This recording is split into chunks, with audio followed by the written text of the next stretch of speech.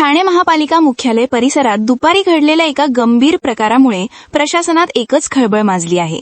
महापालिकेच्या शासकीय वाहनामध्ये अक्षरशः वाहन चालक मद्यप्राशन करतानाचा व्हायरल व्हिडिओ समोर आला आहे। मिळालेल्या माहितीनुसार हा प्रकार आयुक्त व महापौर यांच्या अधिकृत वाहनांच्या पार्किंग परिसरात घडला आहे। त्यामुळे या प्रकरणात प्रशासनाकडून कोणती कारवाई केली जाणार याकडे सर्वांचेच लक्ष लागले आहे। महापालिकेच्या मुख्यालयासारख्या संवेदनशील आणि उच्च सुरक्षा असलेल्या ठिकाणी घडलेला हा प्रकार अत्यंत गंभीर मानला जात असून याबाबत नवनिर्वाचित महापौर शर्मिला पिंपळोलकर यांनी ठाणे पालिका आयुक्त यांच्याकडे माहिती घेऊन कठोर कारवाई करण्याची मागणी केली आहे। महत्त्वाची पद आहे, विरोधी पक्षनेत्याचं पद आहे, ती सगळं निवडलं जाणार आहे। कशा प्रकारची तयारी असेल? सर्वांना नमस्कार। येत्या 20 तारखेला महासभा होणार आहे।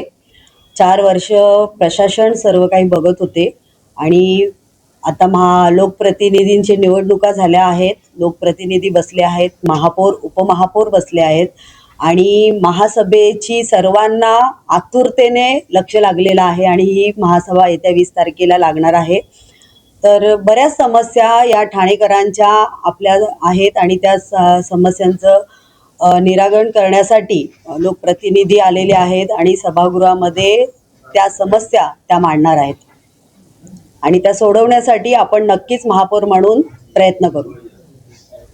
रस्ता दिसून आलेले आहेत, तर या संदर्भात आपल्याकडे काय माहिती आहे? यांच्यावर अशा प्रकारचं कृत्य महापालिकेत दिवसाढवळ्या करणं किती योग्य आहे आणि काय कारवाई होईल याच्यावर? खरं तर आत्ताच ही माहिती मला मिळालेली आहे आणि त्या माहितीनुसार मी आयुक्तांशी आणि त्याची माहिती घेऊन कठोर कारवाई करण्याची आपण नक्कीच करू।